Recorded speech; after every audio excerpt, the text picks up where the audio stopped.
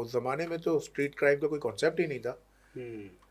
पहला street crime जो है मेरा ख्याल है शायद शायद याद ना हो या नहीं, ये 1989 में जो असमा सलमा मासूम केस जो हुआ था एक, जिसमें उन्होंने रात के 2-2:30 बजे किसी ने वाइट शराट के अंदर एक फैमिली को, रिटायर्ड पुलिस ऑफिसर मासूम अली नाम था शायद उनका, और उनके साथ उनकी 2 जवां साल बेटियां थी, असमा और सलमा। आज आपको लगता है कि आप सीव्यू तक भी जा सकते हैं सिक्योरली, बगैर टेंशन के कि मोबाइल जेब में रखा हुआ है? या मैं शायद चला जाऊं, लेकिन मैं अपने बच्चे को नहीं भेज सकता। मैं अपने बच्चे को 2 गलियां छोड़ करके भी रात के बाद जो है ना नहीं भेज सकता, जो कि 14-15 साल का अगर है। एमएनए थी, प्रोटोकॉल की गाड़ी उनके साथ चल रही है, और वो उधर जिना सुपर के पास गन पॉइंट के ऊपर उनको लूट के चले गए। पुलिस प्रोटोकॉल बैठी हुई अपने पीछे, उन्हें पता ही नहीं चला कब आए वो, आकर के उन्होंने पर्स छीना, उनका मोबाइल छीना, शाट, जो भी वोट पड़े जमा इस्लामी को पड़े, और ऑलमोस्ट उन्होंने पूरे कराची से स्वीप किया। अब उनको नहीं आने दिया गया, राह में रुकावटें लगाई गई, वो एक अलग कहानी है।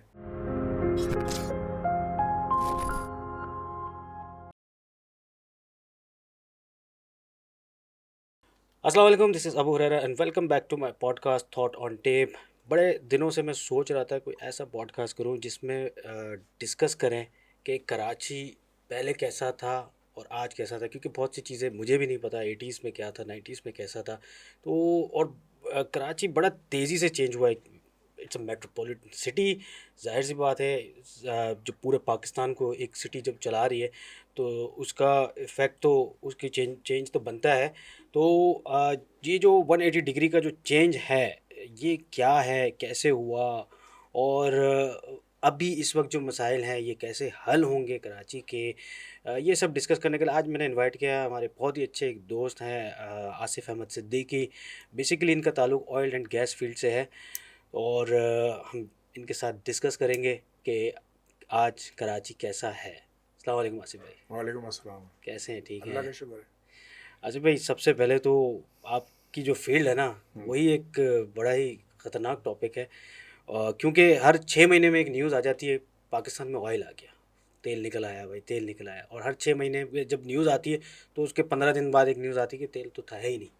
तो ये तेल जाता कहाँ है? ये कहीं ऊपर खलाई मखलूक ले जाती है इसको, या ये गायब हो जाता है? ये ऐसे ये न्यूज़ फेक है या रियल है? इसमें क्या फैक्ट्स हैं इसके? बुरा है ना, ये बेसिकली फेक न्यूज़ तो नहीं होती है, न्यूज़ तो रियल होती हैं, लेकिन हमारे यहाँ जो टेक्निकल मामला है वो ये कि हमारे यहाँ शैलो रिजर्वायर्स हैं, छोटे छोटे पॉकेट्स के अंदर बिल्कुल, जबकि मिडल ईस्ट में जो है वो हम्म। डीप रिजर्वायर हैं बड़े। हमारे यहाँ जो है बहुत छोटे छोटे रिजर्वायर हैं, जाहिर है कि वो फिर उनकी जो है वो डिप्लीट भी जल्दी हो जाते हैं, बहुत अरसे तक उनकी प्रोडक्टिविटी नहीं रहती। तो बाज़ औक़ात तो ये होता है कि हम अभी उस नशे से उतरे होते हैं तो पता चला ऑयल ख़त्म हो गया, उस खुशी के नशे से। उस खुशी के नशे से।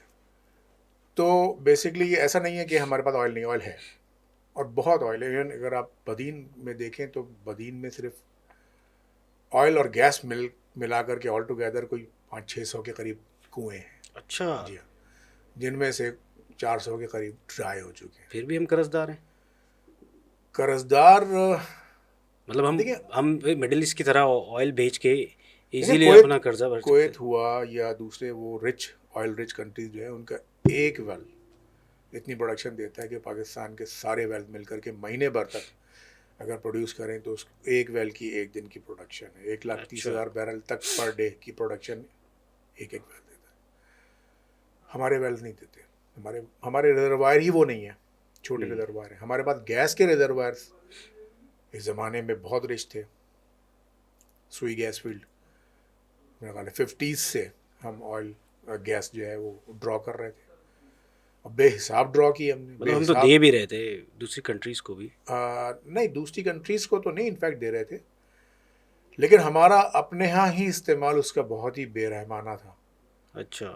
दुनिया भर में जो है नेचुरल गैस को इंडस्ट्रीज़ में लगाया जाता है, फिर उससे पैसे कमा करके एलपीजी से आप डोमेस्टिक गैस यूज़ करते हैं। हम्म। हमारे यहाँ 15-20 साल तक जो है वो सीएनजी में उड़ा दी गई गैस।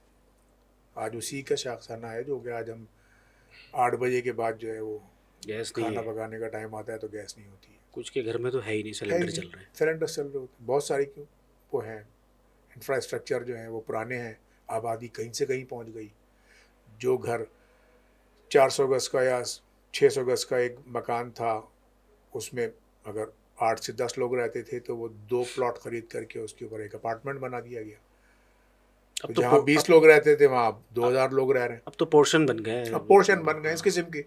तो इंफ्रास्ट्रक्चर तो आपका वही है पुराना, हम्म। लोड उसके ऊपर पड़ गया कई गुना ज़्यादा, तो कंजम्पशन भी उसकी बढ़ गई, प्रोडक्टिविटी ऑटोमेटिकली कम होती जा रही थी। प्लानिंग कोई थी नहीं कि जब ये ख़त्म हो जाएगा तो हम क्या करेंगे। हमारा तो बदकिस्मती से पाकिस्तान का या इसका तो यही है कि जो सर पे पड़ जाती है तो फिर सब्स्टिट्यूट ढूंढे जाते हैं। अच्छा, मुझे एक चीज़ लगती है कि अगर हम जो, क्योंकि ईरान में बहुत ऑयल है, तो अगर हम ईरान के बॉर्डर्स के करीब अगर हम ढूंढें ये रिज़र्व्स, तो हो सकता है कि हमें भी शायद अच्छे रिज़र्व्स मिलें उसके। बिल्कुल मिल सकते हैं, लेकिन आपने कहा अगर, हम्म। तो इस सवाल का जवाब अगर में है। मतलब हम कोशिश भी नहीं करना चाह रहे। कर भी नहीं रहे, करने दी भी नहीं जा रही। आप देख लें जहाँ जहाँ पाकिस्तान के अंदर जहाँ जहाँ मादनियात आपको मिल सकते हैं, जहाँ जहाँ रिसोर्सेज हैं, हम्म। वो चाहे KPK हो चाहे बलूचिस्तान हो, वहाँ अनरेस्ट है। सही। अब ये अनरेस्ट कौन करा रहा है, क्या करा रहा है, ये एक अलग डिबेट हो सकती है, लेकिन हो सकता है उसमें बाज़ वो क़ुव्वतें जो कि पाकिस्तान को भलता फूलता नहीं देखना चाहती वो भी इन्वॉल्व होंगी। आपने सुना होगा पिछले 1-2 साल 3 साल पहले जो एक ऑफ शोर वेल, एक बड़ा शोर मचा था, हाँ। ऑफ शोर वेल हो रहा है और हम करने जा रहे हैं, और फिर अचानक एक खबर आई कि जी बंद कर दिया गया। आई थिंक खान साहब के दौर की खान बात कर साहब रहे के हैं दौर आप। की हाँ, बात बिल्कुल। रही है, क्योंकि मतलब हम, उसकी न्यूज़ आ रही थी कि मतलब वो कामयाब था, उसके अंदर अचानक किक आती है गैस की और पता चलता है जी वो कोलैप्स कर गया। बात ये होती है कि देखो जिनसे आप काम करवा रहे हो तो उन्हें एक मैसेज मिल जाना कि यार इसको शट डाउन कर दो, मुश्किल नहीं। ये कयास है, हो सकता है कि वाकई वो कोलैप्स कर गया। अच्छा, अगर ये ऑयल गैस के अलावा भी हमारे पास कोयले के बड़े ज़खायर हैं, और अभी से नहीं है, बड़े कदीम टाइम से हैं देखें हमारे बहुत पास। बड़े कोयले का ज़ख़ीरा जो अभी रिसेंट माजी में जो डिस्कवर हुआ है वो थर का है। हम्म। अगर आप थर के कोयले को सही मानों में अगर आप उसको इस्तेमाल कर लेते हो तो एक बहुत बड़ा एनर्जी का एक सोर्स है वो। लेकिन बात वही है कि अगर कर लिया जाए, वरना क्या हमारे पास सैंडेक नहीं निकला, क्या हमारे पास और एक और कौन सा रेकोडेक, ये सोने और तांबे के ज़खायर, मतलब ये अलग ही काफ़ी, अगर ईमानदारी के साथ इसको आप यूटिलाइज करें रिजर्वायर में अगर हम। यूटिलाइज़ करें, खुद करें। अब मसला ये है कि ये आपने दूसरे लोगों को दे दिया है, वो क्या निकाल करके लेके जा रहे हैं, आपको क्या रिपोर्ट कर रहे हैं। आपको तो बस 25% का जो है ना वो उन्होंने वो बना दिया गया, जो भी निकालोगे उसका 25% हमारा।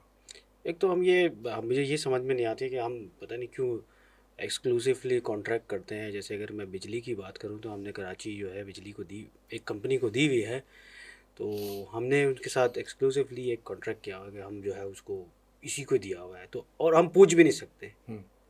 तो ये एक तो ये मुझे चीज़ समझ में ये नहीं माहदे जानबूझ मतलब बनाए ऐसे जाते हैं, डिज़ाइन ही ऐसे होते हैं आती। अच्छा। कि हम नहीं उनको। चल एक इस टॉपिक को तो हम लेके चलेंगे। अच्छा भाई, मुझे बताएं कि जो डेवलपमेंट है कराची, आप तो माशाल्लाह सीनियर पर्सन है और आपने कराची को बड़ा बारीकी से देखा है। हमने तो होश संभाला, हम 90 में पैदा हुए, 2010 तक जाके हमारा होश संभला कि भाई हमने फिर देखा कि हाँ कराची, तो हमें तो हमारी तो मेमोरीज जो है 2010 से आज 2023 तक की होगी। लेकिन आप अगर 80s की बात करें, जिसमें मेरे वालिद साहब भी बोलते थे कि यार वो ट्राम चला करती थी, हमने वो देखी है। और जो है वो गोरे आया करते थे, हमने तो नहीं देखे भाई गोरे कहाँ आए। तो ये डेवलपमेंट जो है कराची की, आज बड़े बुरे सूरत हाल से गुजर रहा है कराची। कोई लावारिस कराची, जो हैशटैग लावारिस कराची, यही चल रहा है। और वाकई लावारिस से कोई ओन नहीं करना चाह रहा है इसको, और हर बंदा बस खाना चाह रहा है, ओन कोई नहीं करना चाह रहा।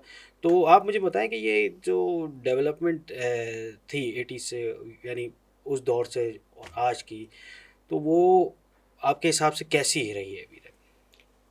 देखें मेरा जो बचपन गुजरा है ना, अच्छा जहाँ तुमने बात की ट्राम की, तो ट्राम 80s का नहीं, ट्राम अर्ली 70s का मामला था, और मेरा ख्याल है शायद 73-4 के अंदर वो बंद हो गई थी।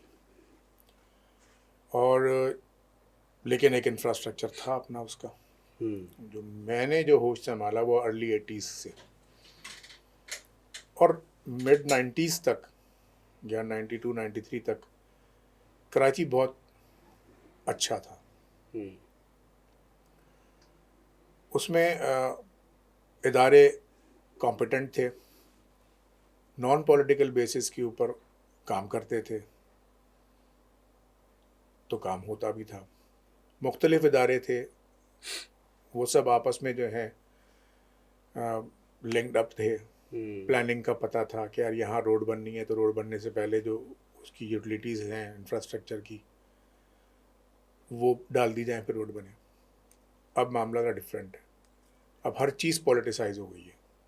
अब केएमसी किसी के पास है, केडीए किसी के पास है, वाटर बोर्ड किसी के पास है, बिजली और टेलीफोन प्राइवेटाइज हो गए हैं, उनके अलग मफादात हैं, वो नहीं सुनते किसी की कि क्या करना है क्या नहीं करना, किस वक्त क्या करना है। तो अब कोई ओनर नहीं है, बिल्कुल यही यही मेयरशिप नहीं रही इस शहर के अंदर। एक ज़माना था हमारे बचपन में, एक मेयर हुआ करते थे अब्दुल सत्तार अफगानी। अगर लोग जिन्होंने वो देखा होगा, उनका वक्त वो बड़ा आइडियल वक्त था। उसमें कोई मतलब एक इस किस्म की चीज़ें देखने में नहीं मिलती थी जो कि आज हमको नज़र आ रही हैं। फिर इस शहर के ऊपर आबादी का लोड कई टाइम बढ़ गया। पूरे मुल्क में अगर आप देखें तो जो स्टेट को करना चाहिए है वो है मुलाजमतों के मौक़े, वो फराहम करने चाहिए थे। ज़ियाउल हक़ के दौर में कुछ इलाकों में जो है वो टैक्स फ्री जोन बना करके कोशिश करी, जैसे गदूना मज़ई वगैरह के अंदर किया। वहाँ ताजिरों को, सरमाएदारों को मोटिवेट किया कि यार यहाँ टैक्स फ्री हॉलीडेज़ मिलेंगे आपको, आप यहाँ अपनी इंडस्ट्री लगाएं ताकि यहाँ के लोगों को अपने घर के इर्द गिर्द ही मुलाजमतें मिलें। इसके ऊपर बहुत ज़ोर देना चाहिए था। पूरी दुनिया में अगर आप देखें तो ऐसा नहीं होता कि इतना बड़ा मुल्क और सारी इंडस्ट्रीज़ एक कोने में, तो जो दूसरे इलाकों के लोग हैं वो क्या करेंगे? ज़ाहिर है उन्हीं शहरों की तरफ जाएंगे जहाँ रोज़गार मिलेगा। सही। अगर ये रोज़गार के मौक़े स्प्रेडेड होते थ्रू आउट द कंट्री, कि गिलगित बल्तिस्तान से लेके कराची तक, ठीक है लाहौर आ गया बीच में, वहाँ बड़ा शहर है, वहाँ पर ज़्यादा इंडस्ट्री मिलेगी, फैसलाबाद में ज़्यादा इंडस्ट्री मिलेगी, कराची एक पोर्ट सिटी है, इसकी एक अपनी अलग हैसियत है। लेकिन जो कॉटेज इंडस्ट्रीज़ वगैरह होती छोटी छोटी, जैसे चाइना के अंदर है, आप जा कर के देखें, इंडिया में है, उन्होंने मुख्तलिफ जगहों के अंदर कॉटेज इंडस्ट्रीज़ बना दी हैं, उनको टैक्सेस में बहुत छूट मिली हुई है। उन्होंने प्रमोट किया है लोगों को कि वो अपने घर में बैठ करके काम करें, तो उसका ये होता है। चाइना ने भी यही काम चाइना ने किया था, भी ऐसे ही वो अपनी ऐसे इकॉनमी किया। को ऊपर लेकर आए। उससे एक फ़ायदा ये हुआ कि लोगों को रोज़गार मिला, फिर आबादी का बैलेंस नहीं ख़राब हुआ। अब ये शहर आज से 20 साल पहले अगर 1.5 करोड़ का था, तो आज 20 साल के बाद ये अचानक 3 करोड़ से ऊपर का हो गया। नहीं, आप गलत बोल रहे हैं। 1,72,00,000 एक ये गवर्नमेंट के काउंटेबल, ये तो गवर्नमेंट की वो है ना, ये लेकिन मर्दमशुमारी का रिकॉर्ड है एक्चुअल हेड काउंट अगर आप करें, क्योंकि वो तो 3 करोड़ इन्होंने से ये ऊपर किया कि यार जिसके एड्रेस जो परमानेंट एड्रेस है उसको उन्होंने वहाँ शुमार कर दिया। ये बेईमानी है, ये बेसिकली ज़्यादती है इस शहर के साथ, कि जो इस शहर में की रिसोर्सेज जगह घेर रहे हैं, सड़क पे गाड़ियाँ उनकी जगह घेर रही हैं, यहाँ रह रहे हैं, सांस ले रहे हैं, यहाँ के वसाइल तो कम से कम उनको यहाँ तो गिनो, उसके मुताबिक उनको जो है यहाँ पे खर्च भी करना पड़ेगा, फंड्स भी वो देने पड़ेंगे। तो बेसिकली इन तमाम चीज़ों के पीछे जो है वो अगर दयानतदाराना सोच हो तो ये मसाइल नहीं खड़े हों। एक चीज़ है कि जैसे अभी पॉपुलेशन की बात करी, तो पॉपुलेशन बढ़ने से जो है बहुत सारा इम्पैक्ट भी पड़ा है। मैंने बहुत सारी कंट्रीज़ अगर आप देखें, बड़ी मतलब फर्स्ट वर्ल्ड कंट्रीज़ के अंदर ही 1 करोड़ पॉपुलेशन किसी कंट्री की ज़्यादातर कंट्रीज की सारे नहीं ममालिक है, ऐसे बहुत सारे ममालिक ऐसे हैं, उनकी है ही नहीं। जिनकी 1 करोड़ भी नहीं है। वो सारे इमिग्रेंट्स को मिला के भी नहीं बन रही होती बहुत सी बेसिकली वो जगह पे। नेगेटिव में जा रहे हैं, उनकी आबादी वो इसीलिए आपको, एग्जैक्टली बढ़ नहीं रही उनकी आबादी। हाँ तो वो हमें हमें वो हमारी इनवाइट जैसी कर एशियन रहे हैं कि कंट्रीज को यार, इनवाइट कर रहे हैं कि वो बेसिकली। शदीद मुखालफत और नफरत के बावजूद भी वो हाँ, मजबूर हैं हमें इमिग्रेशन देने के लिए, वो इसलिए कि उनकी आबादी नेगेटिव में जा रही है। बट मैं वापस इस पे आता हूँ कि 1.72 जो है 1 करोड़ 72 लाख हमारी एक आबादी है। आप अकॉर्डिंग टू मैं काउंट पे चल रहा हूँ, मैं उस पे नहीं जा रहा, वरना मेरे हिसाब से तो 3 करोड़ क्रॉस कर चुकी है। तो अगर मैं इस काउंट पे भी जाऊँ तो आपको नहीं लगता कि ये कंट्री नहीं, चलो कंट्री तो पाकिस्तान है, लेकिन कम से कम सूबा तो बनना चाहिए था ना। और सूबा बनना कोई बुरी बात तो नहीं है। देखें, सूबों की बात जहाँ तक है तो इसमें कोई मज़ायता नहीं है। की वजह ये है कि जितने छोटे छोटे सूबों पर अगर पाकिस्तान को अगर आप कर दें, 2-4 सूबे बना दें सिंध के अंदर, हम्म 1 या 2 सूबे बढ़ा दें, और पंजाब में इस तरीके से 3 हैं, KPK में भी 2-3 बना दें, बलूचिस्तान को भी 2-3 सूबों में अगर डिवाइड कर दें तो मैनेजमेंट आसान हो जाती है। इसकी बिल्कुल मिसाल ऐसी है कि आपको एक घर मैनेज करना पड़ रहा है तो आपकी कम एफर्ट्स लगेंगी, और अगर पूरा मोहल्ला एफर्ट अगर आपको मैनेज करना है तो वो आपकी ज़्यादा एफर्ट्स लगती हैं, और आप शायद कामयाबी का तनासुब भी वो हासिल ना कर सकें। पूरी दुनिया में ऐसा ही होता है। यहाँ राइट। पर मामले को सियासी बुनियादों और लिसानी बुनियादों के ऊपर तोला जाता है। अब एक मिसाल मैं कनाडा की देता हूँ कि कनाडा का एक सूबा है क्यूबेक। हम्म उन्होंने कहा कि हमारी जो नेशनल लैंग्वेज है वो चाहे वो फ्रेंच है, हम अपनी ज़बान फ्रांसीसी रखेंगे। उन्होंने रख ली, उनको इजाज़त मिल गई। उन्होंने कहा कि हमारा फ्लैग अलग होगा, उन्होंने कहा ठीक है, ओके, रखें, वहाँ पे तो हर स्टेट का लॉ अलग ही है। अलग है। और मेरे ख्याल है फेडरेशन की जितनी अच्छी मिसाल, खूबसूरत मिसाल उन ममालिक के अंदर है, तो ये हमारे यहाँ भी हो सकती है अगर आप उनको इन मामलात को, लेकिन इनके पसे पर्दा मामलात बिल्कुल डिफरेंट है ना। आप देखें कि एक हर आदमी जो है वो इसको सियासी बुनियाद के ऊपर, हमारा जो सिस्टम है वो हमें इस बात की इजाज़त नहीं दे रहा कि हम मज़ीद सूबे बनाएं। तो हल क्या है? तो फिर इस तरह तो देखें, कराची को कोई ऑन ही नहीं कर रहा ना। कराची को तो खैर दायरे ओनरशिप नहीं है, तो कराची तो सब हम्म एक आवारा गाय है जिसको चारा कोई नहीं डाल रहा, दूध दे रहा है हर कोई। तो कराची तो मामला डिफरेंट है बिल्कुल, बहुत जुल्म हो रहा है कराची के साथ, कि कोई कोई हम्म ओन करने वाला नहीं है इस वक्त। सीटें किसी और ने जीती और मेयर उसको बना दिया गया जिसने जो इलेक्शन भी नहीं लड़ा था। हम्म तो आप इससे अंदाज़ा कर लें कि यार वो कहाँ ले जाना चाह रहे हैं इस मुल्क को, कहाँ ले जाना चाह रहे हैं इस शहर को, क्या होगा। एक यही केओस है। आप देख लो, ब्रेन ड्रेन हो रहा है। जो भाग सकता है इस मुल्क से भाग रहा है, जो जाना चाह जाता है। पिछले साल तक मेरे ख्याल है कोई 7-8 लाख लोग यहाँ से जा माइग्रेट चुके हुए। हैं बहुत सारे। मेरे पास इमिग्रेंट कंसल्टेंट आके बैठ के गए, आदिल इस्माइल बैठ के गए।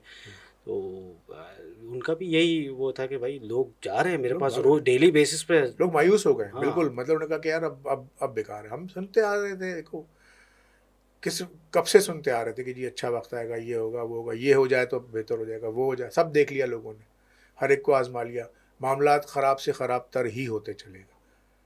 तब एक हम्म आदमी हो, जब जो ख़ासतौर पे वो लोग जो अपनी प्राइम एज में हैं, जो कि 20s से लेकर के 30s के दरमियान है, वो तो उस वक्त बिल्कुल भी नहीं जा रहे। मतलब वो रस्सी तोड़ा के बाहर भागने के चक्करों में और लोग जा रहे हैं। एमक्यूएम का बड़ा एक इन्फ्लुएंस है रहा है कराची के ऊपर। और जो है तकरीबन कोई 30 साल उन्होंने हुक्मरानी भी करी है। एक बदलाव आया पिछले इलेक्शन में, एमक्यूएम को मतलब टूट गई एमक्यूएम। और आ, फिर इमरान खान आए, फिर जो है क्या कहते हैं पीपल्स पार्टी ने भी, मतलब अब मिक्स चल रही है यहाँ पे सारी। वरना तो कराची वालों का स्पेशली ज़्यादातर फोकस एमक्यूएम में होता था कि वोट देना है। बट उन्होंने भी अपना माइंडसेट चेंज किया और इन सबको वोट दिया, बट फिर भी रिजल्ट्स नहीं आए। तो अभी इसका क्या मतलब हल निकलेगा इस इलेक्शन में? अब इलेक्शन आने वाले हैं अभी। जो है तो कराची ने, अब आपको क्या लग रहा है, क्या एक कराची सिटीज़न जो है जो पैदा ही यही हुआ है, तो वो किस किस पार्टी को सपोर्ट करने के मूड में लग रहा है? वो तो खुद मेरे साथ, मेरा ख्याल है कि वो अपनी बना लेगा। अपनी नहीं मना लेगा। वो खुद कंफ्यूज है कि अब मैं कहाँ जाऊँ। 30-35 साल आपने एमकेएम को सपोर्ट करके देखा, आपको वो रिजल्ट नहीं मिले, इसलिए रिजेक्ट कर दी गई। फिर पीटीआई आई, 6-7 सीटें वो ले गई यार यहाँ से, कुछ डिलीवर नहीं किया उन्होंने।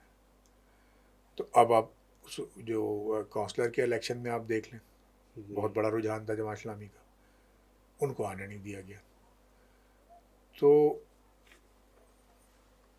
अब शायद कोई प्रेशर कुकर फटेगा। अगर जमात इस्लामी आ भी जाती है तो मेरे हिसाब से फिर वही वाला मसला आएगा जो वसीम अख्तर के साथ लगा रहा है कि आप मेयर तो बन गए लेकिन पूरे जो है वो अपने टर्नओवर में एक ही बात को रोते रहे, मेरे पास इख्तियारात नहीं, मेरे पास इख्तियारात उनके नहीं पास है। कहने को यही था, मैं ही समझता हूँ। वरना अगर आप देखें इस वक्त जो इस्लामी के वो काउंसलर जिनको इख्तियारात तो क्या मिलने थे, उनको फंड्स भी नहीं मिले, लेकिन जो कुछ भी है उनके पास है, उन्होंने काम शुरू कर दिया है, वो रुके नहीं है। इसकी एक मिसाल लियारी से पिछले साल जो पिछली दफ़ा के इलेक्शन में जो अब्दुल रशीद साहब थे, उनके बिसात में जो कुछ भी था उन्होंने वो लियारी के साथ किया, लियारी में डिलीवर किया, जो जो वो करा सकते थे किया। बात नियतों की है। जब आप नियत आपकी साफ़ हो, आप काम करने पर आमादा हो, लोगों को नज़र भी आता है ना। ये कहना तो बहुत आसान है कि मेरे पास इख्तियारात नहीं है। फैसलों में आप तमाम आपकी रजामंदी ही के साथ ही हुआ है, जो कुछ भी शहर के साथ हुआ, हाँ, जो कायदे कानून बनाए गए, उसमें आपकी रजामंदी शामिल थी। अभी इस वक्त एक पार्टी है जिसको होप दिखती है कराची की, जो कि जमात इस्लामी है, जी ठीक है ना, क्योंकि एमक्यूएम को लोगों ने आजमा लिया। सबके अपने अपने पॉइंट ऑफ व्यू होते हैं, कुछ लोगों को आज भी अच्छी लगती है, कुछ लोगों को नहीं लगती। पीपल्स पार्टी एक सिंध की बड़ी जमात है, तो और पीटीआई को भी वोट दे के देख लिया, बट अब जो लगता है, आप क्या लगता है अभी इस वक्त क्या जमात इस्लामी कराची से सीट जीतने के उसमें है, पोजीशन में है, या उनके साथ वही वाला सलूक होगा जो अभी मेयर वाले इलेक्शन में हुआ था? देखिए, वोटर ने तो वोट दिए जमात इस्लामी को।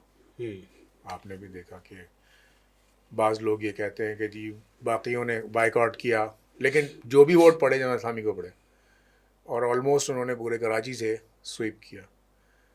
अब उनको नहीं आने दिया गया, राह में रुकावटें लगाई गई, वो एक अलग कहानी है।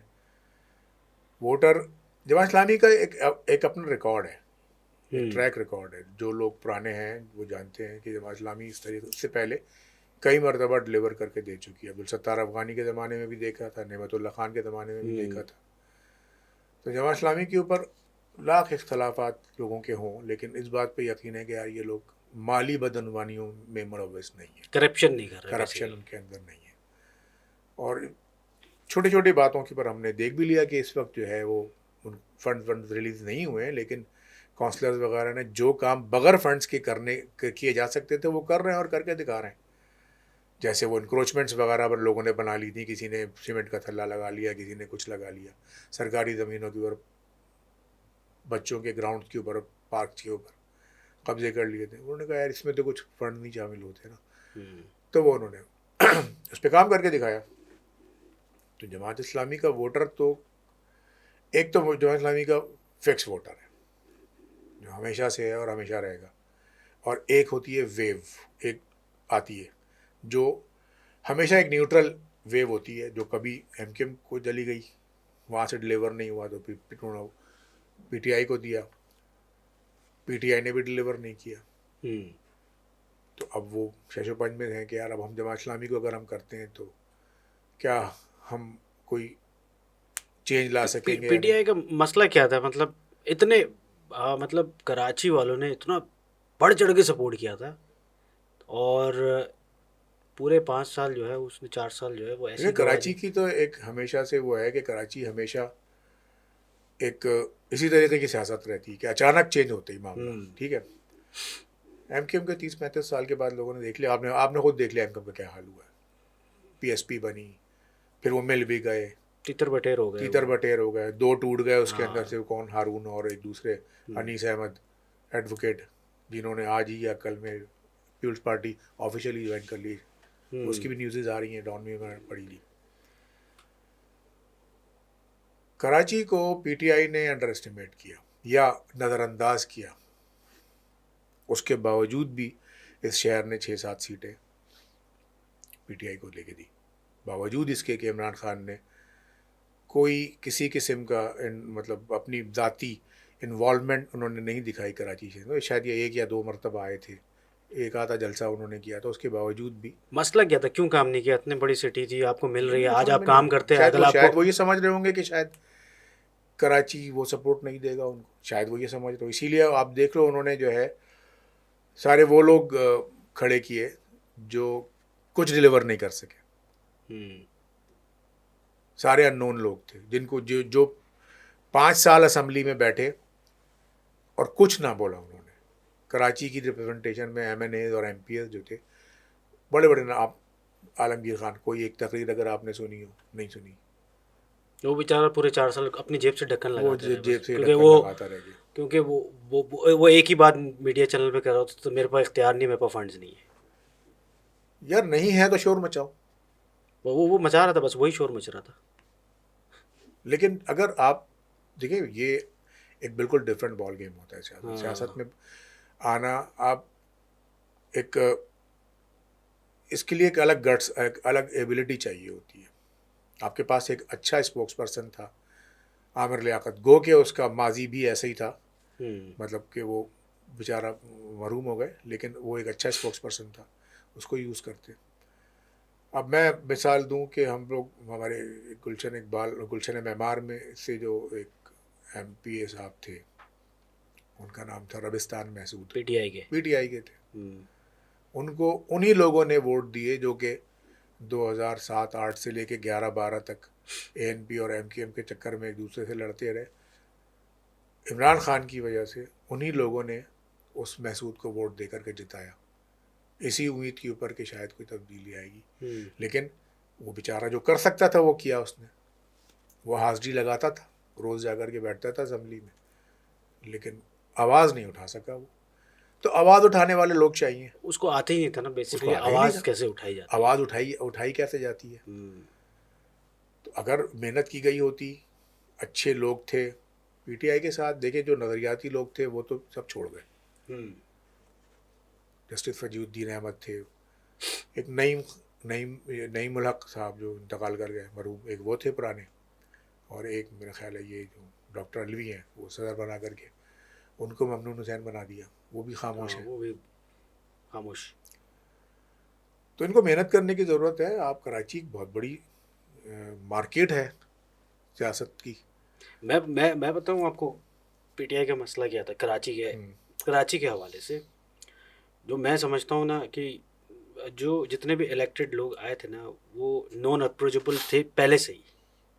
आप इजी टू अप्रोच नहीं थे, क्योंकि अगर आप इस तरफ अगर आप जाएँ ना, तो फैसल वाडा और ये सारे लोग हाँ दे ऑलरेडी आप बेसिकली, बिजनेसमैन। हाँ उनके तो आज भी जो है ना उनके आप वो, बिजनेसमैन से नहीं मिल सकते, मतलब इतनी इजीली, कि अगर एक बहुत बड़ी कंपनी का मालिक है, आप उससे वैसे ही नहीं मिल सकते, और फिर ऊपर से वो मिनिस्टर बन और गए। फिर मिनिस्टर बन गए। उनको सीट, वो रहते डीएचए के रहने वाले, उनको जितवा दिया आपने बल्दिया हाँ। टाउन से। बल्दिया टाउन वालों ने कभी ना उनकी शक्ल देखी, ना उन तक अप्रोच कर सकते थे। वो वैसे, मैं एक बात कर रहा हूँ कि एक आप एक और नॉर्मल बिजनेसमैन को वैसे ही नहीं अप्रोच कर सकते, ऊपर से हम्म, फिर वो मिनिस्टर बन गया, तो आप पहुंच ही नहीं सकते उस तक, क्योंकि उसकी हैबिट नहीं है आपसे मिलने की। हम्म, आपकी सही कह रहे एक हैं आप। छोटे आदमी से मिलने की उसकी हैबिट ही नहीं है, क्योंकि उसको पता है छोटा आदमी आएगा मुझसे मांगने के लिए, और थोड़ा सा लोग रिजर्व रहते हैं इस चीज़ से, जो कि फैक्ट है। जी हाँ, ठीक है ना। लेकिन जब आप अवामी सीट पे बैठे हुए हो, तब तो आपको सबको मुंह देना पड़ेगा। आपको सबको मुंह देना पड़ेगा, हाँ। बात सुननी पड़ेगी। लेकिन अब आपकी और हैबिट चलिए, ऐसी नहीं है, तो आपको क्या अगली करें। दफ़ा वोट चाहिए तो लोगों की बातें भी सुननी पड़ेंगी। एग्जैक्टली।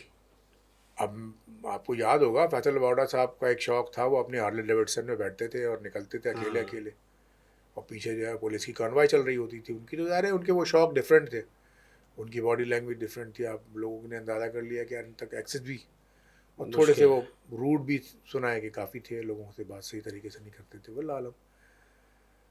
तो पीटीआई को या किसी भी जमात को, देखिए कराची की का वोटर जो है ना बहुत बाशऊर है। हम्म। वो जो कुछ भी करता है अपने या तो शऊर से करता है, या आप उसको दीवार से लगा देते हैं तब करता है। एमक्यूएम को जो वोट उन्होंने दिए, उन्होंने जब ये फील किया कि हम दीवार से लगाए जा रहे हैं, हम्म। तो उन्होंने 30 साल तक इनको वोट दिया। लेकिन जब ये उन्होंने देख लिया कि यार इसमें भी उनको वो वोट डिलीवर नहीं हुआ जो उनको मिलना चाहिए था, सही। तो वो मुतनफ़िर हो गए। हम्म। फिर यहाँ इनकी ग्रुप बंदियाँ, इनकी पार्टियों के अंदर खींचातानी है। वो कोई एक ग्रुप, एक इलाके का एक ग्रुप, दूसरे इलाके का एक दूसरा ग्रुप, उसमें बन गए। फिर एक पीएसपी बन गई तीसरी। तो फिर उन्होंने जो है पीटीआई को को लेकिन ट्राई अब तो किया। सब एक अब पेज पे तो आ गए आ गए दोबारा ना, से। लेकिन आप क्या समझते हैं कि अब दोबारा से वही वो हासिल कर लेगी? नहीं, वो तो खैर इलेक्शन बताएंगे, लेकिन मेरे पॉइंट मैं ऑफ नहीं व्यू से तो समझता नहीं, कि, अब तो नहीं लगता कि नहीं नहीं, अब अब मैं नहीं इतना आसान समझता नहीं कि है। इतना आसान नहीं है उनके लिए। कम बैक बहुत इज़ वेरी बड़ी तादाद डिफिकल्ट। अभी भी जो है वो नज़रियाती है, वो नहीं देगी, लेकिन हम्म, इनको नहीं देगी। सही बात है। अच्छा, मैं एक चीज़ पे आता हूँ, क्योंकि आप कंस्ट्रक्शन वगैरह हम्म, फील्ड से भी हैं, ऑयल एंड गैस फील्ड से भी हैं, तो एक एक चीज़ है जो मैं हमेशा देखता हूँ कराची में, बड़ा फ़नी भी लगता है, गुस्सा भी आता है कि यार ये क्या पागल लोग हैं। हमारे ज़्यादातर सियासतदान जो है वो हम्म, बाहर मुल्कों में ही रहते हैं, और यूके यूएस जैसी कंट्रीज़ के अंदर इनका ज़्यादा पड़ाव होता है। इवन आप देख लें, जो नवाज शरीफ साहब हैं, अब वो यूके से आ गए हैं इलेक्शन के लिए। अब वो इलेक्शन अगर जीत गए तो शायद वो थोड़ा टाइम रुकेंगे इधर, अगर हार गए तो वो वापस यूके चले वापस जाएंगे, चले ठीक है आएंगे। ना। ये दस्तूर रहा है। ऐसे ही पीपल्स पार्टी भी है, ऐसे ही हाँ, उनके लीडर्स भी हैं, ये सारी चीज़ें हैं। तो इतने सिस्टमेटिक कंट्री के अंदर रहने के बाद, मतलब डेवलपमेंट के कुछ एथिक्स होते हैं और चीज़ें होती है जो समझ, मेरे जैसे एक बंदा जो इस फील्ड से नहीं है और एक नॉर्मल बंदा है, जब मैं बाहर जाता हूँ तो मैं देखता हूँ यार ये तो बड़े छोटे छोटे मसले हैं। तो एक मसला है कराची के अंदर स्पेशली, पता नहीं पाकिस्तान में भी पूरे यही होता है, पूरे पाकिस्तान पे पाकिस्तान में होता है या सिर्फ कराची के अंदर ही ये जानबूझ के किया जाता है कि जब रोड खोदते हैं, रोड बनाई दी जाती है, कारपेटिंग हो जाती है, सब कुछ हो जाता है, तस्वीरें खिंच जाती उसके है, बाद गटर लाइन 15 डलती दिन है। बाद जो है वो गटर लाइन डल रही होती है उसी नए रोड को खोद के। तो आपको नहीं लगता ये टैक्स की बर्बादी, मतलब इस तरह ये लोग ये करते हैं, जहालत जहालत वाला सिस्टम कई जो है। अवामिल हैं इसमें। नंबर वन तो ये है कि इदारों का आपस में कोई कोऑर्डिनेशन नहीं है। हम्म। हर इदारा ऑटोनोमसली काम कर रहा है। फिर बदउनवानी और तमाम चीज़ों के भी अनासर शामिल हैं कि सड़क बन गई, उसमें जो पैसा चलेगा, फिर टूट गई, टूटने के बाद वो फिर बनेगी।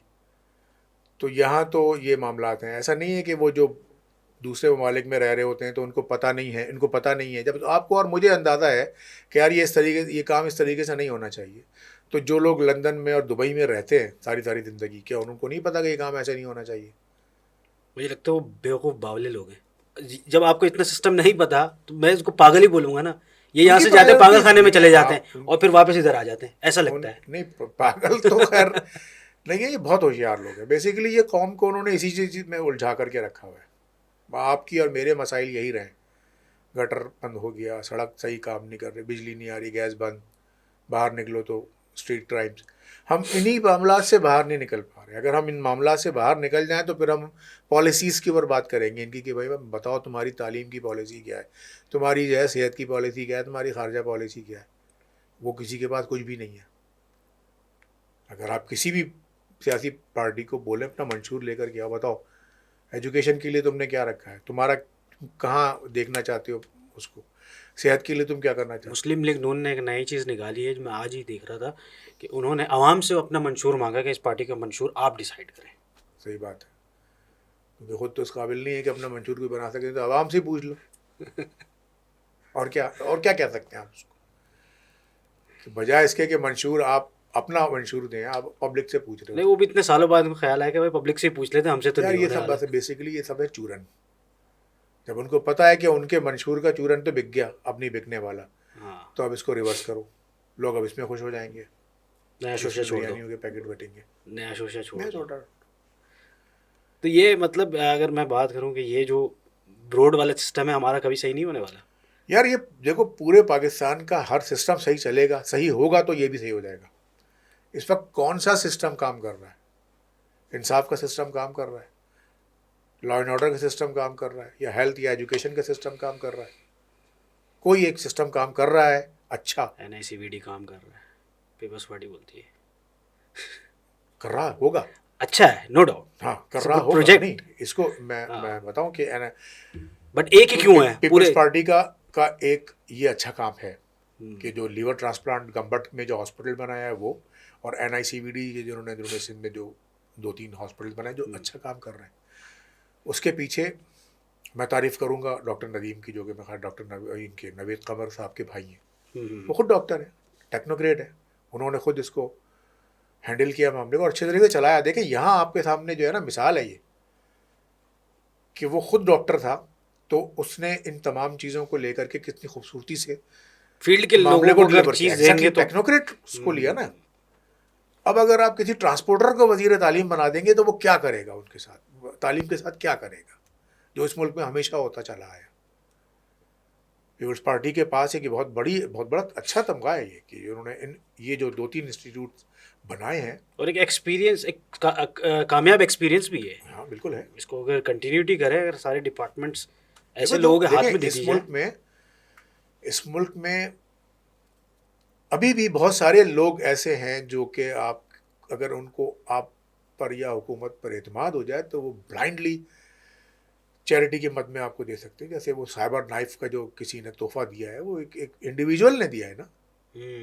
क्योंकि वो मैंने सुना है वल्लाह आलम कि कितनी हकीकत है कि मैंने सुना है कि वो एक कोई बहुत बड़ा बिजनेसमैन था जिसको कैंसर एक सर्टेन एज स्टेज का हो गया। वो इलाज कराने के लिए शायद अमेरिका गया। उन्होंने बताया कि भाई ये एक इलाज इसका वाहिद साइबर नाइफ है जिसके ऊपर इतने लाखों रुपए, करोड़ों रुपए सुना है कि खर्च होते हैं। वो उसने कराया और वो कामयाब हो गया और वो सेहतयाब हो गया। तो उस शख्स ने वो पूरा सेटअप अपने ज़ाती खर्चे से ख़रीद करके सिविल हॉस्पिटल को, जिना हॉस्पिटल को आई बिलीव गिफ्ट किया है। और वहाँ दुनिया का महंगा तरीन इलाज मुफ्त होता है। अच्छा। पाकिस्तान उन अजीब किस्म के कॉम्बिनेशंस का मुल्क है कि जहाँ जो है वो एक दो रोटी के लिए गोली मार के चले जाते हैं, तो वहाँ जो है वो इतने बड़े बड़े काम भी हो रहे हैं चैरिटी के मद में। आप दुनिया में सबसे ज़्यादा मेरा ख्याल है चैरिटी शायद पाकिस्तान में की जाती होगी, और पाकिस्तान में भी सबसे ज़्यादा कराची में, क्योंकि यहाँ इसमें कोई का शक नहीं मिजाज, है। लोगों का मिजाज है यहाँ। इसमें कोई शक नहीं है। अच्छा, आसिफ भाई, आपने एक, मतलब आप एक बड़े अच्छे दौर से भी गुजरे हैं, जो कराची का एक ऐसा बड़ा दौर था। जब हम ऑफ द कैमरा बात कर रहे थे तो आप बता रहे थे कि हम निकल जाते थे। अच्छा, हमने भी कुछ टाइम ऐसा गुजारा है कि हम रात के 3 बजे मेरे ख्याल है हॉक्स पे चले जाते थे बाइक्स पे। और आज आपको लगता है कि आप सीव्यू तक भी जा सकते हैं सिक्योरली, बगैर टेंशन के कि मोबाइल जेब में रखा हुआ है? या नहीं, मेरे नहीं ख्याल कि मैं मोटरसाइकिल के ऊपर कभी अपने आप को सेफ समझूंगा कि मैं निकल के जा सकूं। अच्छा, वैसे मेरा अपना एक्सपीरियंस और मेरी जो जॉब रिक्वायरमेंट है वो तो रात के किसी वक्त भी हम उठते हैं और अपनी फील्ड पे चले जाते हैं, जो नहीं, कि लेकिन एक जाना तो एक अलग चीज़ है, मुझे जाना पड़ लेकिन रहा है एक हाँ, चीज़ अलग है, लेकिन मैं जाना चाहता हूँ वो एक अलग चीज़ है। मैं शायद चला जाऊं लेकिन मैं अपने बच्चे को नहीं भेज सकता। हम्म। एक छोटी सी मिसाल है, मतलब जाहिर है कि बीइंग अ फादर मैं अपने बच्चे को 2 गलियां छोड़ करके भी रात के बाद जो है ना नहीं भेज सकता, जो कि 14-15 साल का अगर है। हमने वो वक्त देखा है बहुत अच्छे तरीके से कि जब हम लोग बाइक पर निकलते थे, अच्छा मोटरसाइकिल वालों को एक बिल्कुल अलग ट्रीट किया जाता था, नहीं कि उनको नहीं नहीं छेड़ा जाता था। अगर कोई लॉलेसनेस किसी मोटरसाइकिल वाले ने दिखाई है तो पुलिस वाले बोलते थे यार स्टूडेंट होगा, जाने दो। ऐसे ही है। हमने वो हम तो स्टूडेंट लेवरेज भी कार्ड लिया। दिखा के निकल जाते थे। हाँ, कि स्टूडेंट है और जाने दिया जाता था। और बहुत बड़े क्राइम में क्या होगा उस ज़माने में, तो स्ट्रीट क्राइम का कोई कॉन्सेप्ट ही नहीं था। पहला स्ट्रीट क्राइम जो है मेरा ख्याल है शायद याद ना हो या नहीं, ये 1989 में जो अस्मा सलमा मासूम केस जो हुआ था एक, जिसमें उन्होंने रात के 2-2:30 बजे किसी ने वाइट शराट के अंदर एक फैमिली को लिफ्ट दी, जिसमें एक रिटायर्ड पुलिस ऑफिसर मासूम अली नाम था शायद उनका, और उनके साथ उनकी 2 जवां साल बेटियां थीं, अस्मा और सलमा शायद। और वो आदमी जो है उन्होंने उन साहब को मार के उन लड़कियों को ले गया था, और फिर वो उल्टा सीधा कुछ करा और उसके बाद मार के डाल दिया।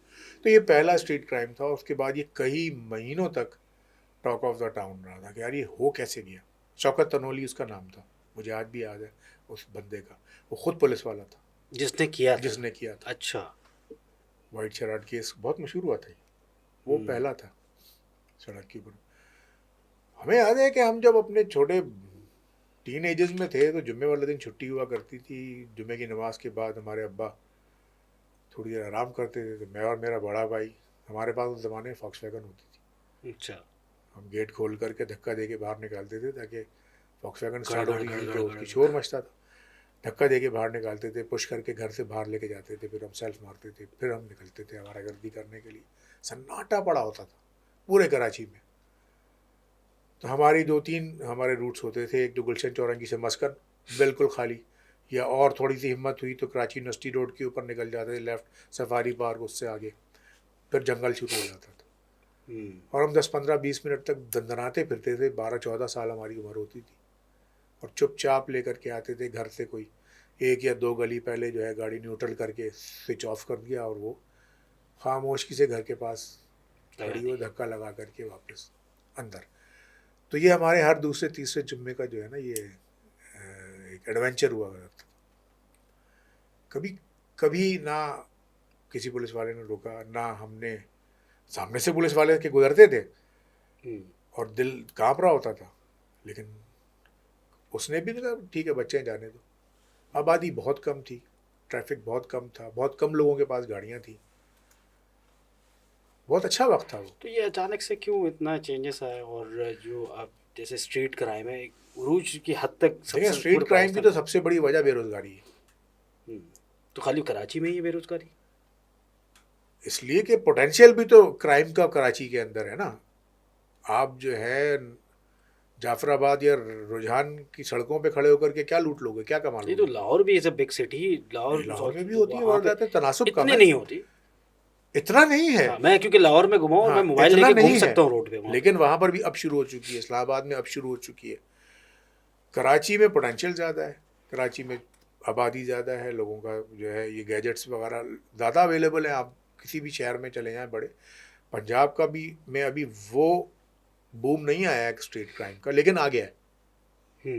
आपको याद होगा कौन जो थी, कोई नीलोफर नाम था, कोई एक्स MNA थी, प्रोटोकॉल की गाड़ी उनके साथ चल रही है, और वो उधर जिना सुपर के पास गन पॉइंट के ऊपर उनको लूट के चले गए। पुलिस प्रोटोकॉल बैठी हुई अपने पीछे, उन्हें पता ही नहीं चला कब आए वो, आकर के उन्होंने पर्स छीना, उनका मोबाइल छीना, शाट।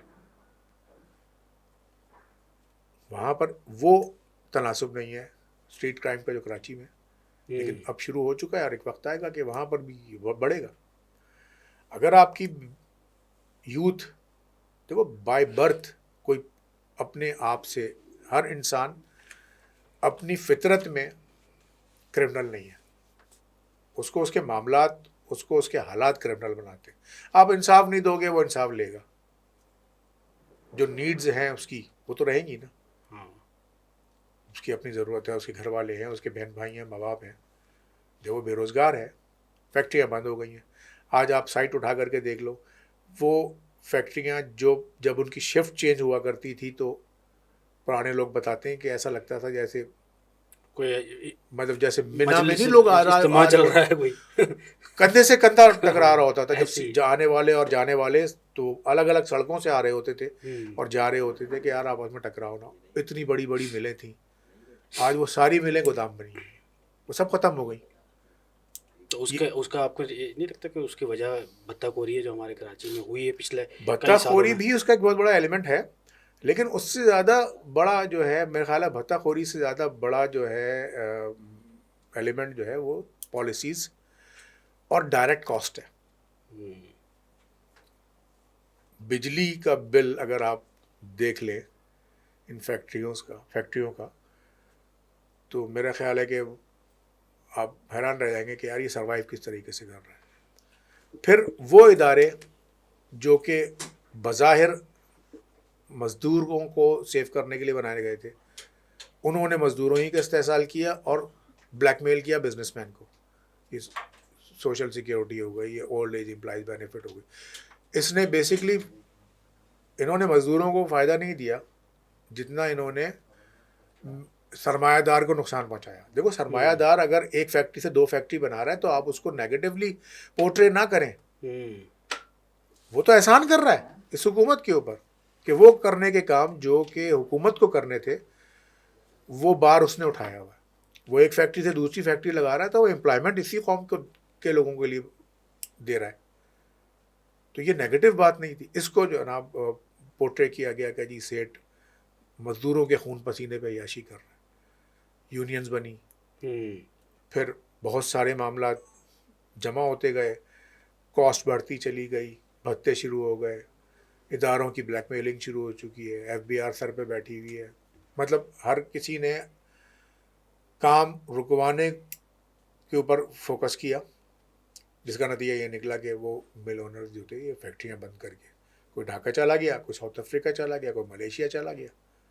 आज वो मिलें जो साइड की थी, आज वहाँ सब गोदाम बने हुए और स्क्रैप का माल बिक रहा है, कहीं कहीं कुछ हो रहा है। ये बहुत बड़ा एक सवालिया निशान है हमारे ऊपर कि ये किस तरीके से जब कब तक चलता रहेगा। यही हाल अब जो है वो उधर का होने वाला है, फैसलाबाद का। मिलें बंद हो रही हैं, गैस है नहीं, गैस बिजली है है नहीं, बिजली नहीं। इतनी महंगी हो गई है, कैसे सरवाइव करेगा सरमाएदार? सरमाएदार तो सरमाएदार है, वो देखेगा यार यहाँ नहीं चलने वाला काम, वो समेटेगा, प्रॉपर्टी बेचेगा, उस मुल्क में चला जाएगा जो उसको वेलकम कर रही है। हमसे ज़्यादा एक मिसाल उसकी है ढाका की, बांग्लादेश की। उसने फैसिलिटेट किया, उसने सब फैसिलिटेट सब आ गए, सारी इंडस्ट्रीज वहाँ चली सारी गई। इंडस्ट्रीज वहाँ चली। वो टका जिसको हम कहते थे टके टके की चीज़ें, टके का आदमी वो है, टका जो है मेरे ख्याल है अच्छा 2 या ढाई ढाई रुपए रुपए का, का। ₹2.5 का टका हो गया। हम अब आज भी उसी भूख अब भाव हम में बोल खड़े हैं। सकते हैं कि एक रुपए का आदमी है। हाँ, ₹1 का आदमी बेसिकली, वो अब यही कहते होंगे यार रुपए के लोग। हाँ हाँ, वो हम हमारे पास तो होंगे, हमने पूरी जिंदगी उनके हमने लिए उनको टके टके टके का बोला ना, टके हमने टके का बोला। आज वो बोलते हैं कि रुपए के लोग हैं ये। मतलब आपके हिसाब से गवर्नमेंट की पॉलिसीज क्या होनी चाहिए कि कराची के बिजनेस सिक्योर फील करे, बिजनेस तो में कराची का बिजनेस कोई अलग से हैंडल होने वाली चीज़ नहीं है। क्योंकि आप भी बिजनेस करते हैं, यू बेटर नो कि हाँ, बिजनेस कराची क्या का चाहिए। बिजनेस कोई ऐसा नहीं है कि इसके लिए कोई अलग पॉलिसी बने। अगर आपका पाकिस्तान का एटमॉस्फेयर ओवरऑल, देखो कराची का बिजनेस अगर बुरा है तो फैसलाबाद के भी कोई अच्छे हालात नहीं है, ख़ास तौर पर टेक्सटाइल के। टेक्सटाइल तो हमारी तबाह हो गई। तबाह हो गई है अभी है इस ना? वक्त। हम एग्रीकल्चर कंट्री हैं हम्म, और एग्रीकल्चर का क्या हाल है। रिलीफ ही नहीं है तो कहाँ से। पॉलिसीज़ बनानी चाहिए। एक आज होता ये है कि इस साल टमाटर शॉर्ट हो गया, ग्रोअर टमाटर उगाता है, अगले साल सरप्लस हो जाता है, वो अगले फसल में पता चलता है कि वो यार उसको तुड़वा करके मंडी भिजवाना ही अपनी जेब से पड़ जाएगा, तो वो उसको वहीं तल्फ कर देता है। कोई कंट्रोल नहीं है। हुकूमतों का काम ये होता है कि वो ग्रोअर को वो आबादगारों को इस बात की गारंटी देंगे कि तुम्हारी फसल हम खरीदेंगे।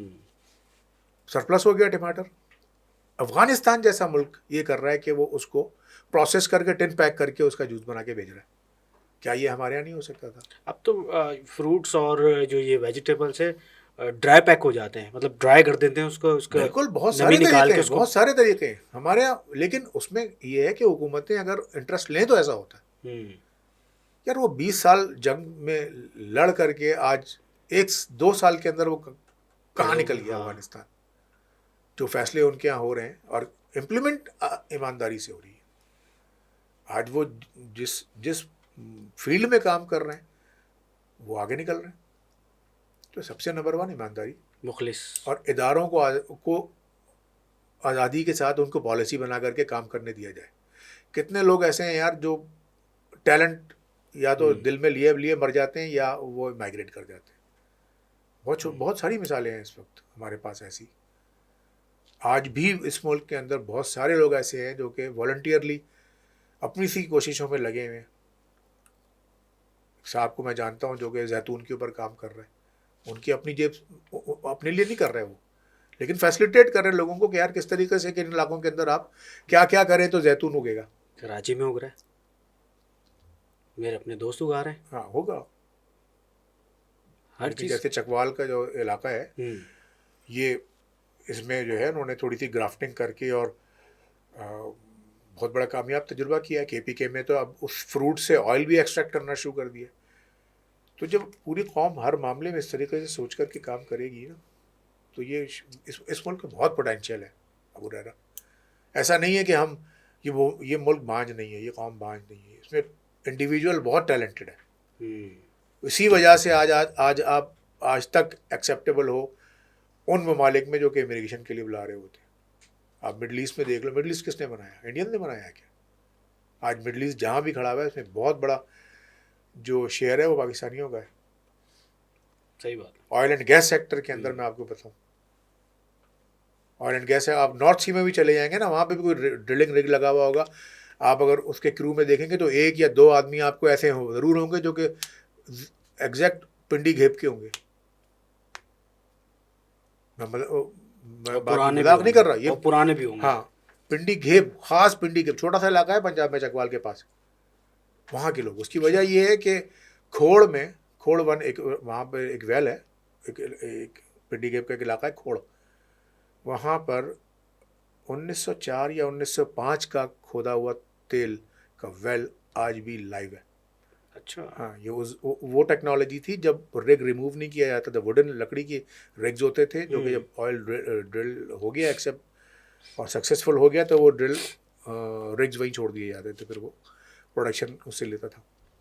तो वहाँ के लोग, चूँकि उस खत्ते में ये काम हो रहा था, ऑयल एंड गैस के अंदर उनके अंदर मुलाजमतें होती थी, वहाँ के लोग टेक्निकली बहुत स्ट्रॉन्ग हैं। आपको बहुत सारी दुनिया की ड्रिलिंग रिग्स के अंदर जो है वो पिंडी घेप के लोग मिलेंगे। इस तरीके से हमारे बहुत सारे शोबों के लोग, बहुत सारे इलाकों के लोग बहुत ज़्यादा एक्सपर्ट हैं रिगिंग में। मियाँ वाली और कराची के जो कच्छी लोग हैं, कहीं पर भी रिगिंग का काम हो, इनसे अच्छी रिगिंग कोई कर नहीं सकता। कोई सामान उठाना है, हाइट पर पहुँचाना है, लेके जाना है, बेहतरीन। लेकिन अब पैसे नहीं मिलते ना यहाँ पे, मसला ये है। सब हर बंदे को अब कन्वर्जन चाहिए। आजकल की जनरेशन तो बोलती है भाई कन्वर्जन मिले बस अभी। यार कन्वर्जन से पहले ये है ना, काम मिलना चाहिए बेसिकली, हाँ, फिर कन्वर्जन भी अपने आप से ही हो जाएगा।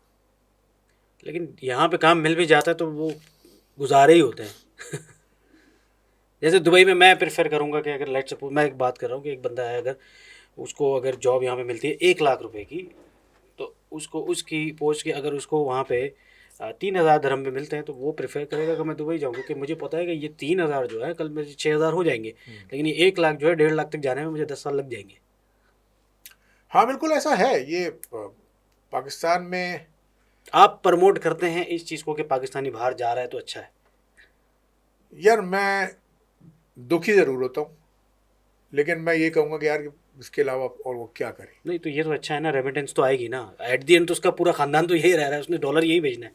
आपका ये डॉलर का जो ये एक मसले जो का हल नहीं है अबू रहरा, ये मसले का हल नहीं है कि हर आदमी बाहर चला जाए और उसकी फैमिली जो है यहाँ रह जाए। क्या ऐसा मुमकिन है? तो मुमकिन तो नहीं है, लेकिन ऑप्शन यही है ना लोगों के पास। इस वक्त सरेदस्त तो यही है, हम्म, लेकिन ये कोई मसले का हल नहीं है ना, ये लॉन्ग टर्म हल है।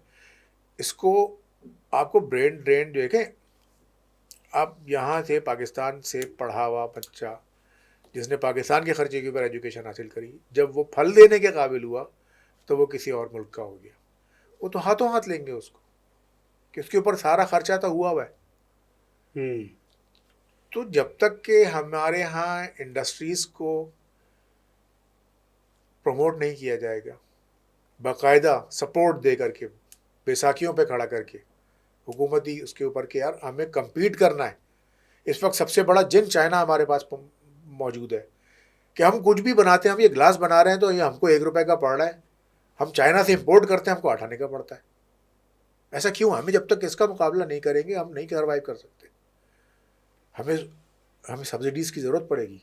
हम एक्सपोर्टर बन ही नहीं सकते जब तक हम ये चीज़ें नहीं हम समझेंगे अपने लिए नहीं सर्वाइव कर सकेंगे। आप देखो पहले, हमें याद है यार, डियर आई फ्लो और ये बॉल पेन वगैरह आया करते थे, डियर के आया करते थे, 10 रुपए का, 15 रुपए का एक।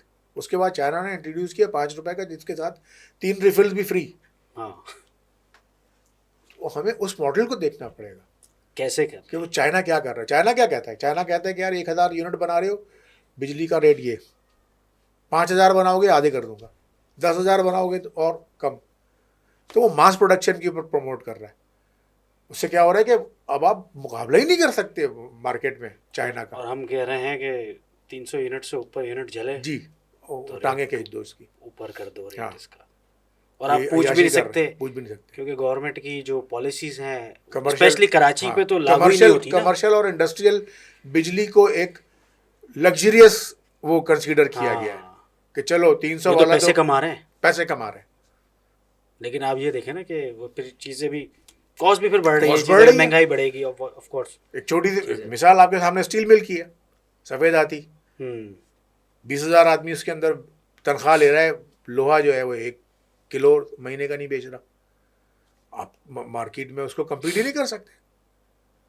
जो कॉस्ट आती है पर केजी लोहे की, उससे कहीं सस्ता आपको इम्पोर्ट किया हुआ मिलता है। तो इसको देखना पड़ेगा उस हुकूमत को। आसिफ लोड भाई कब ये तो बढ़ेगा? सिस्टम चलता रहेगा, पता नहीं हमारे लोग कब समझेंगे, हमारे सियासतदान कब समझेंगे, ये तो अल्लाह ही हाफिज़ है। जो भी इसमें मुल्क को के अरबाब इख्तियार है, चाहे वो सियासतदान हो, चाहे वो कोई भी लोग हैं, जिनके हाथ में वाकई इस मुल्क की भाग दौड़ है, उन्हें इस मामले में सोचना पड़ेगा। सोचना तो चाहिए, देखें, लेकिन अगर ये मुल्क है तो वो हैं और उनकी ऐशियाँ हैं। ये तो है, ये तो है। मतलब अगर दुकान ही जला दोगे तो फिर कमाओगे कहाँ से? कहाँ से ये मुर्गी गाली। काट दोगे तो कहाँ से अंडे आखिरी कमाओगे? सवाल करूँगा, फिर इसको ख़त्म करेंगे। इस इलेक्शन में किसको वोट दे रहे हैं? जमात इस्लामी को। जमात इस्लामी को। सही, ठीक है।